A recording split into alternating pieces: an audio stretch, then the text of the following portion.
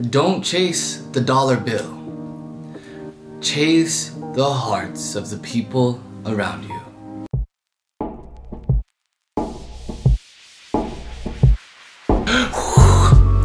How is everybody doing? What's going on, everyone? 𝐋𝐄𝐆𝐀𝐋 here, aka your daily physique. I hope you're having an amazing day. If this is your first time joining me, I'm a lawyer, but at the same time, I'm a bodybuilder. Don't chase the dollar bill. Chase the hearts of the people around you. Inspire the people around you. Motivate the people around you. Give hope to the people around you.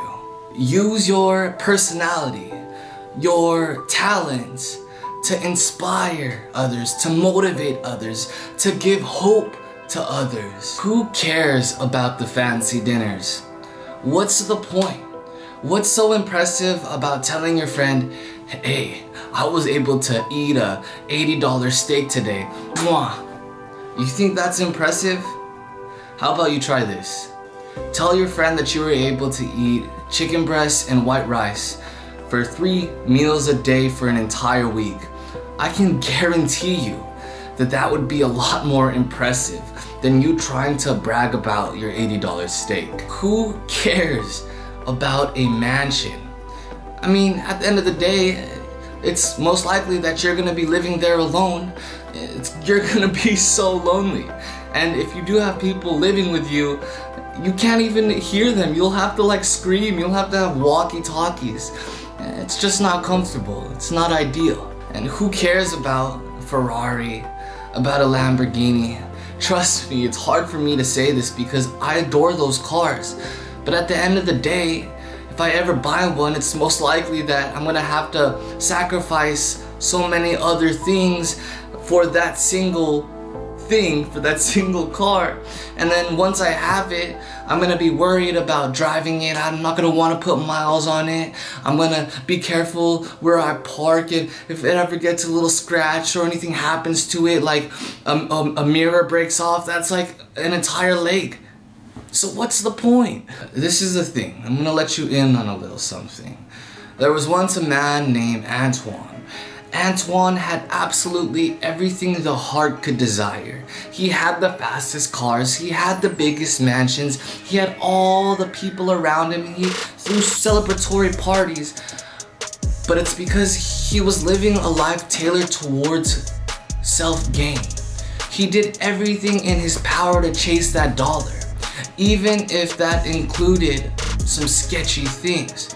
At the end of the day, he was not fulfilled. Again, you would think he would be fulfilled because he has absolutely everything. The biggest mansions, the fastest cars. But he wasn't fulfilled. It wasn't until he saw that life isn't meant to be lived for oneself. To see others prosper, to see others succeed, that is where happiness and fulfillment comes from. And knowing that you were able to contribute to that person's success, to another person's excellence, is the most fulfilling thing you could probably ever do in this world. Trust me when I say, we all want to be fulfilled. We all want to be happy. You're probably in your 20s, maybe you're still in your teens, maybe you're in your late 20s, your 30s. The last thing you want is to look back and say, dang, I wish I hadn't lived so self-centered when I was younger. I wish I didn't chase the dollar. I wish I had chased the hearts of others, because now I have everything I could ever ask for. I have the biggest mansion, I have the fastest cars, but I'm so unfulfilled. I'm so unhappy. I encourage you to not chase the dollar bill. Start today. Start chasing the hearts of the people around you. If you do this now, while you're young, I can guarantee you, you will be blessed with the resources to one day walk up to a real estate agent and say, I want to buy a mansion. you'll have the opportunity and the resources to one day walk into a Ferrari dealership and say, I want to buy this entire dealership. If we're ever blessed with those kinds of resources, it is my prayer for all of us that we use those resources not to buy the biggest mansion, not to buy the fastest cars, but to use that resource to provide opportunity for others. And if you haven't been reminded today, know that you were purposed to be here. Know that you were chosen to do something amazing, and that you are irreplaceable. Alright everyone, so today's gonna be a pretty straightforward day. First, I'm gonna go ahead and review for the California bar, and then next, I'm gonna go ahead and hit a back workout. So if you wanna join me in today's journey. Alright everyone, I have exactly 86 days until the California bar examination. And without further ado, let's get straight to bar review.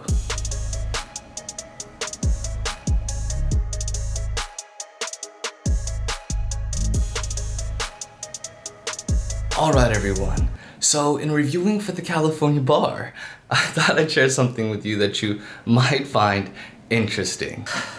A quick disclaimer, this is merely intended to be legal information, it's not intended to be legal advice. So yesterday we talked about Taylor Swift and Ed Sheeran. Basically they got into a relationship. Ed Sheeran, as an apartment complex owner, landlord, decided that he would rent a room to Taylor Swift. However, we know that during the first month's rent, Taylor Swift refused to make her monthly rent payment. This led Ed Sheeran to changing the lock on her apartment door and physically removing her belongings. We came to the conclusion that Taylor Swift has standing, or in other words, can bring a civil case against Ed Sheeran. And we also know that Ed Sheeran's actions were in fact criminal. So today we're gonna go ahead and cover the same topic, but we're gonna go ahead and discuss what Ed Sheeran should have done. So the legal issue that arises is, instead of changing the locks to Taylor Swift's apartment, instead of physically removing her belongings from the apartment, what should Ed Sheeran have done instead? Stay tuned to find out the answer to that question. In order to answer that question, we must first look at the rule that applies to such a scenario. Here we will be looking at the reletting rule, the majority rule. Here it says the landlord should move or should act to relet the premises on the wrongdoer tenant's behalf and hold the wrongdoer tenant liable for any deficiency. So you're probably wondering, your daily physique, what does relet mean? Reletting basically means that Ed Sheeran, as landlord, he should have moved to look for other tenants that could possibly rent that same apartment room. He shouldn't have changed the locks. He shouldn't have physically removed her belongings. Again, he should have sought another tenant. So what does that look like? Ed Sheeran, instead of changing the locks to the apartment and instead of physically removing Taylor Swift's belongings, Ed Sheeran, as a landlord, contacted his best friend Khalid. Ed Sheeran calls his friend Khalid and says, Khalid, I've heard you've been needing a place to rent. You've been looking for an apartment room. I have one available. Would you possibly, potentially, want to rent it out? Khalid responded to Ed Sheeran with, send me your location, we'll focus on communicating. I just need a time and place to come through. Ed Sheeran, absolutely ecstatic, says thank you Khalid, hangs up the phone and calls his mom and says, Mama, Mama, I found a tenant for me.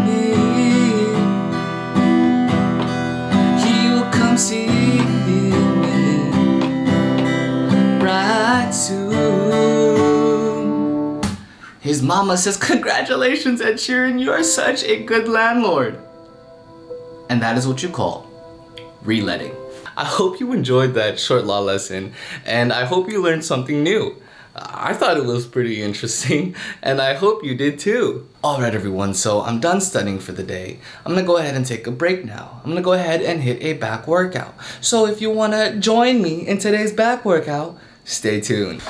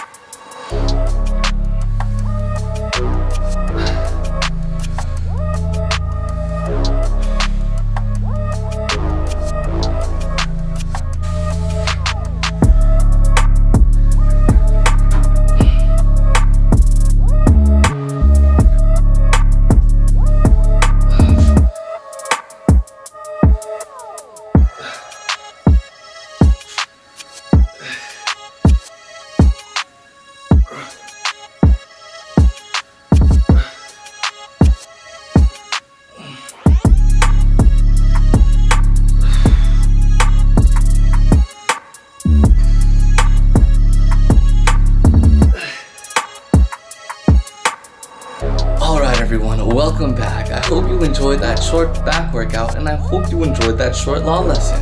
But most importantly, I want to remind you that you have a personality, you have talents, you have blessings that you could use to help motivate people and inspire people and give hope to the hopeless.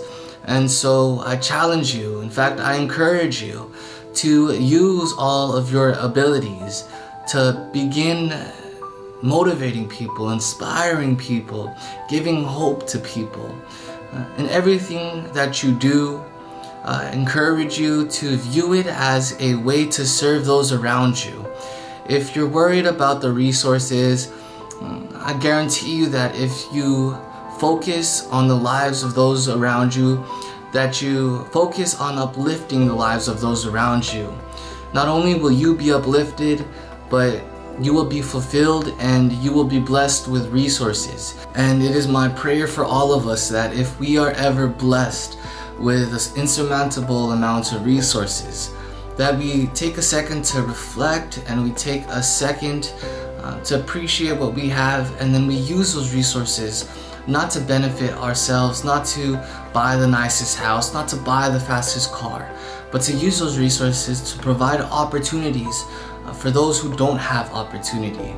Use your platform, use your voice, use the blessings that you've been blessed with to uplift others. And I promise you, you will live a life of fulfillment and a life of happiness. And with that being said, you know what time it is. It's time to get up off your phone. It's time to get up off your bed. And it's time to ride.